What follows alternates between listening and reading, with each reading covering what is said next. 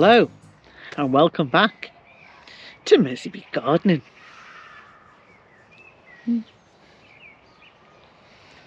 We're here on the plot, as if you didn't guess. We've only just arrived, haven't we? Yeah. 7 p.m. It's June. That can only mean one thing. There is no one greater than thyself. It's summertime. Yeah. No, it's still spring. First of June though, Kath. Meteorologically, yeah. Summer. But not until the 20th, 21st. Can you stop rocking your arm, because you're knocking me? Oh, sorry. It's going right through my arm there, and Is it vibrating? It's shaking the camera. Well, you have to put your arm down here, because otherwise I'm stuck. I know it's dangling in a funny position, but... So, what have we got growing? What are we giving a quick update on the plot and how it's doing? So, we'll have a talk about what we're growing in June 2024. Mm-hmm. What are we growing, Kath? Oh, we're growing lots of stuff. We're growing broad beans. We're growing Irish lumpers. Yeah. We're growing, I think, is it Charlotte and rocket potatoes there? Irish lumpers over there. Mm. We've got some fabulous heads on the artichokes over there this year. We've got at least 12 good size heads, which can soon be cropped. Yeah. Beetroot, fabulous. Doing well. Runner beans. Runner beans are going away. Zucchini over there. Yeah. We've got French courgettes beans. To you. Yeah. Zucchini, courgettes. French beans, dwarf French beans over that far side. The new rhubarb we planted is really taken hold. But we'll get stuff off that probably next year, I think, more so. You can generally pick it up to July. Yes. We've got lettuce here to the right of me. We've got, what have we got here? Red cabbage. Red cabbage. We've got kale. Yeah. We've just planted 2 new batches of leeks, one over there, one here. Yeah. We've got sweet corn. We planted them extra wide apart to see if they grow fatter and bigger. Yeah, we have tried it. We've got carrots here, which we're going to interplant with some chives, because chives are pretty good to ward off carrot root fly. We've got sweet peas on the tripod over there. We've got some lovely freesia at the back. We've got a fabulous set of onions, pickling onions, shallots in the vajayga bed there. And then we've got tomatoes and still cropping off them 2 green leaves and cabbage from the greenhouse. But the tomatoes are in there now, and eventually we'll take them out and replace them with either more tomatoes or chili peppers. Garlic is going to be ready soon in that bed over there. And of course the strawberries, which we've said before and we'll say it again. We've got 66 plants for just on £11 reduced in B&Q. So over to you.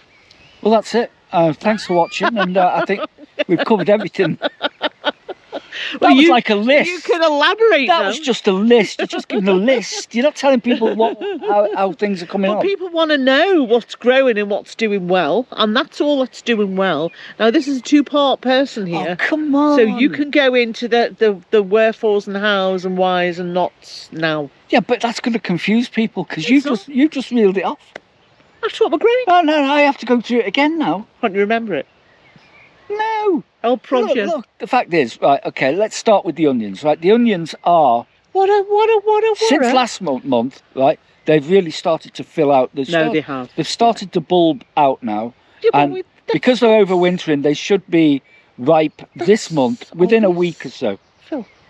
As soon as the leaves start to turn yellow and the stalks are bended over, then they're ready for picking. We pick them, dry them, make onion ropes with them. No. So they're doing well. The red onions are not doing so well because they've gone to seed. Quickly. A lot of them have, they've got the what's the name? Yeah, but red onions primarily build quicker than golden white onions. So they're not going to store so well.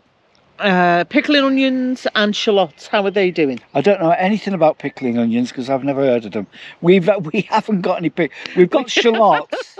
We've got pickling onions. No, we've got shallots and we've got garlic, and that's we've got some pickling onions. I don't know about a pickle. I haven't planted any. I did. No, we've got garlic and blah blah blah. Look, the fact is, right? The broad beans are nearly ready. Well, they're getting ready now. No, the broad beans are ready. Some of them are. Some of them are quite big. I measured one the other night when we were here. It's 12 foot long. It's size 12 inches long. It's 12 foot long. Not 12 inches. Yeah. It's a foot. Hasn't the weather been terrible of late? It's lovely now, though. It's nice now, but for June, it's been rather cold. Yesterday was particularly cold. It's been wet. Yeah. And, unseasonably. So, we were talking about the vegetables, not the weather. How are the beetroot doing? It affects the vegetables. The beetroot are coming on fine. Yeah. But they're going to be what about the runners? Some of them are bolted, by the way. The runner beans. The runner beans, well, they've been eating. You know what? The slugs have been everywhere. And we've got cloches around them as well. The slugs have been eating everything.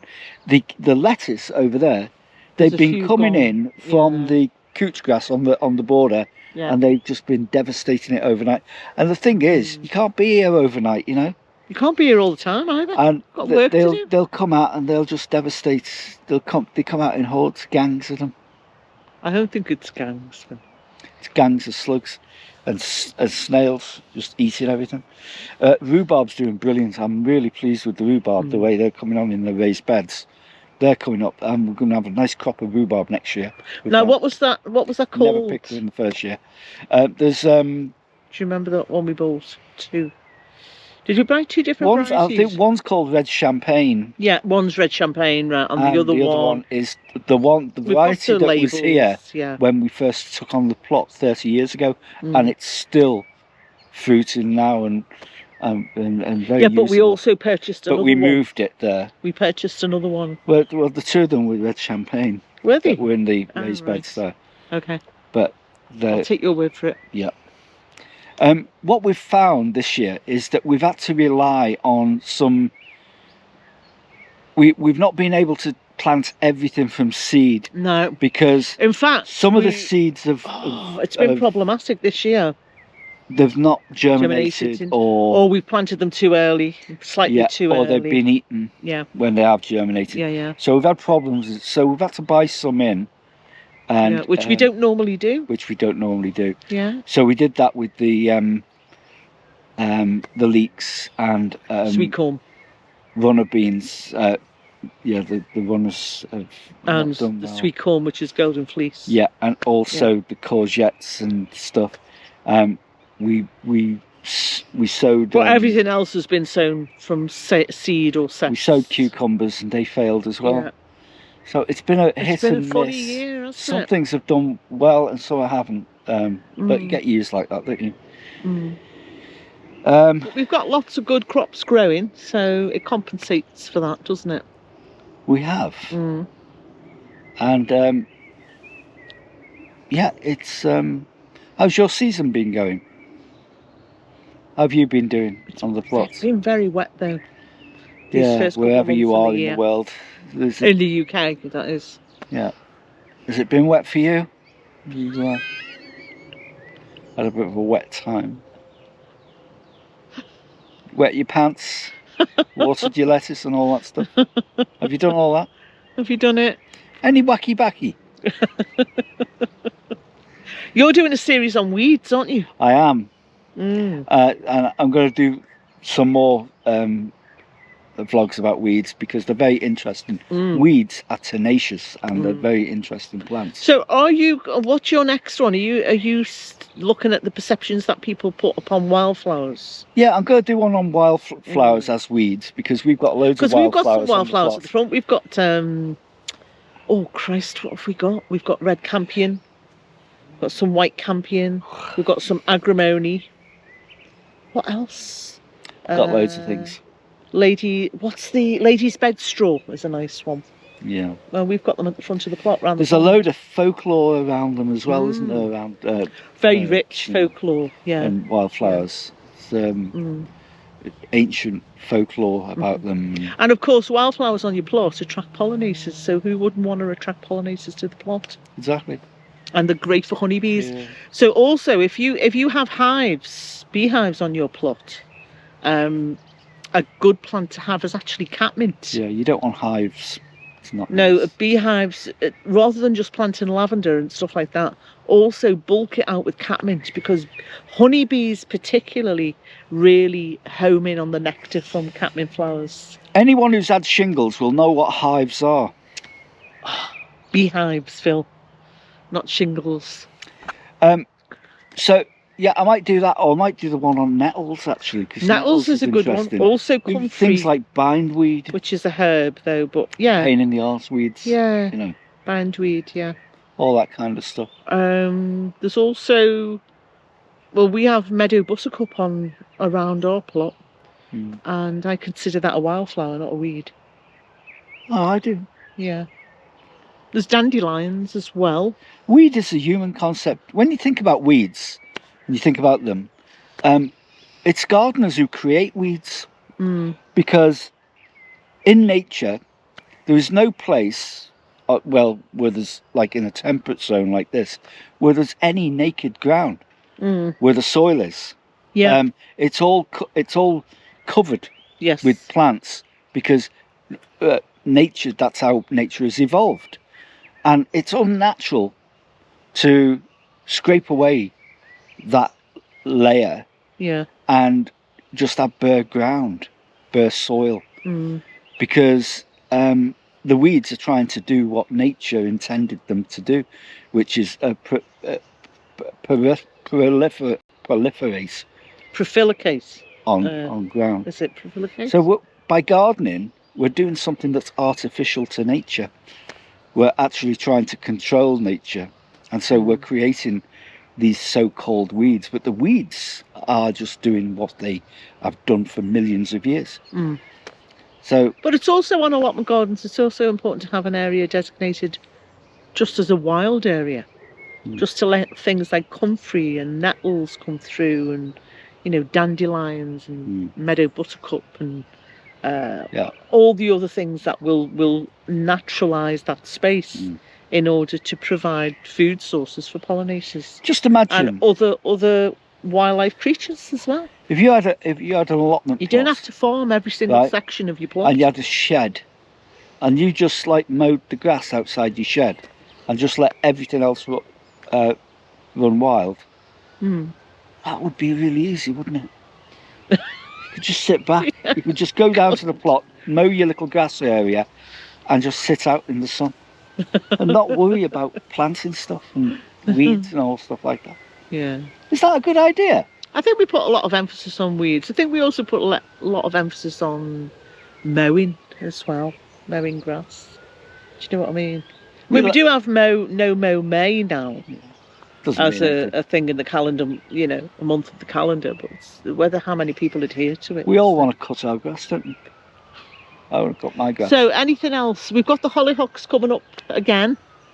We do. Which is nice. They come up every year. Yeah. Hopefully those sweet peas will thrive. Yeah. Oh, we've got some nice daylilies there as well. They're coming up. Everything's fine and dandy, actually. Hope it is with you as well. We've got some lovely wild geraniums. At the bottom. Wild geraniums are very nice for insects. Okay, is there anything meaningful to say now, or do we just waffle on for a bit? No, I think that's it. I think we can. A bit like the newsreaders on News at 10, you know, just waffle on, don't they? A bit like you. Until the pips. Beep, beep, beep. A bit like you do. Bit like you. So, thanks for watching. I hope you've enjoyed the vlog. If you've got any comments, leave a comment below. If you want to write to Catherine, don't bother. Catherine's got her own fan club on Instagram, haven't you? I wouldn't call it a fan club, Phil. It's full of partially clad women. We share